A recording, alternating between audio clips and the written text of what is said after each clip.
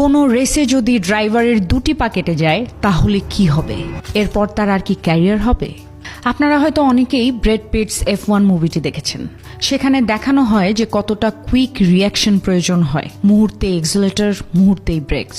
আর যদি দুটি পাই না থাকে তাহলে ড্রাইভিং করবে কিভাবে?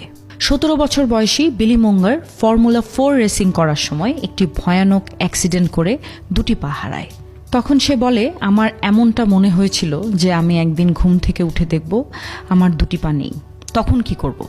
এরপর সে বলে, আমার আসলে এমনটা মনে হয়নি, আমি তো রেসিং করবই। 17 বছরের এই ছেলেটি সেই অ্যাক্সিডেন্টের 11 মাস পর ট্রেনিং এবং পরিশ্রম করে এবং বায়োনিক পায়ের উপরে দাঁড়ায় রেসিং করার জন্য। ফিরে আসে সবাইকে এটা বলার জন্য যে যে কোনো খেলা বা জীবনের যে কোনো চ্যালেঞ্জ আপনি শরীর দিয়ে জিততে পারবেন না। ফর্মুলা কার পা দিয়ে নয়, হৃদয় দিয়ে চালাতে হয়। তিনি শুধু রেসিংয়ে ফিরে আসেননি, বরং তিনি সেই ফর্মুলা 3 রেসে থার্ড হন। কি অবাক করা ব্যাপার, বায়োনিক পা নিয়ে তিনি থার্ড হন, ভাবতে পারছেন? কখনো কখনো মনে জোর থাকতে হয়, তাহলে বাকি সব এমনিতেই হয়ে যায়।